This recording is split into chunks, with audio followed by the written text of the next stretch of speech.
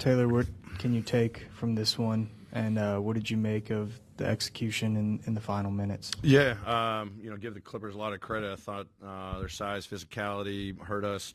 We had 31 points off our turnovers. That's it's going to be hard to win an NBA game when you give them 31 points just right out of the gate. So, I thought our defensive activity was great. For the majority of the game, we just couldn't get our pace going. There's some early fouls that kind of slowed us down, and just we weren't, getting into our principles as much, in the flow early. So we were kind of playing some catch up there. Obviously, built a lead at halftime, and then we just kind of regressed. We started playing slow, methodical, predictable.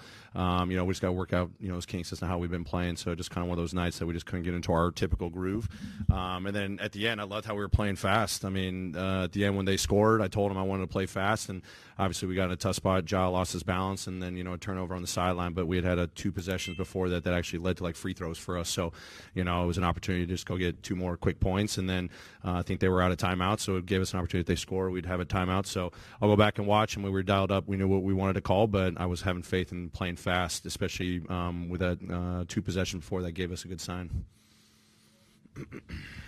Taylor, with Zubac in particular, he's kind of given you some troubles over the years.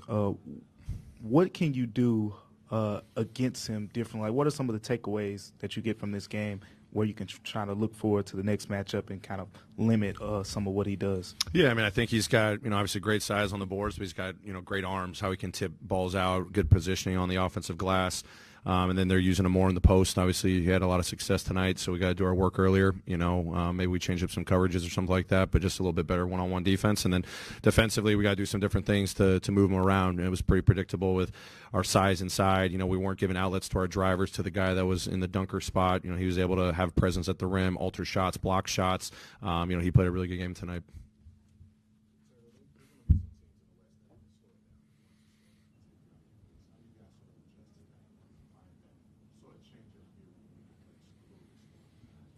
Yeah, I mean, we've got to continue to play to our pace. If granted, we didn't give up 40 free throws tonight, so that would really hurt you. But 26 free throws nonetheless. Harden with 10 of them. Obviously, dynamic scorer, playmaker.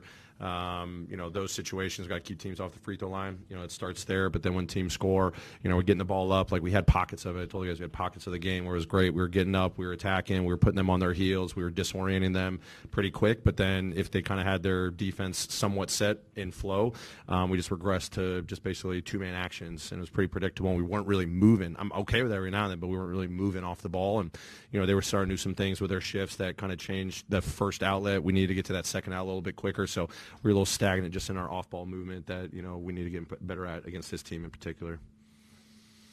Taylor, y'all shot 38% in the paint. Just you mentioned Zubac's activity, but is there any other schematic things that the Clippers were throwing at y'all to slow your activity down in the paint, or was it just simply just the ball not bouncing the right way?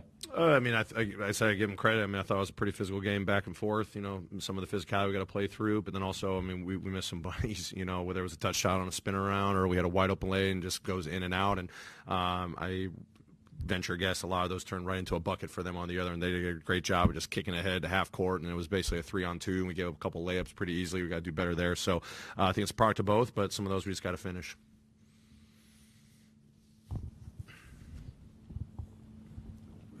AD and Zubac, some of these bigger, very physical bigs. I mean, you drafted Zach Edey. He's obviously another physical presence as well. Do you think in any way, I guess, the way that they play and what you guys might need to match up sort of highlights the importance of continuing to develop Zach as the season goes along?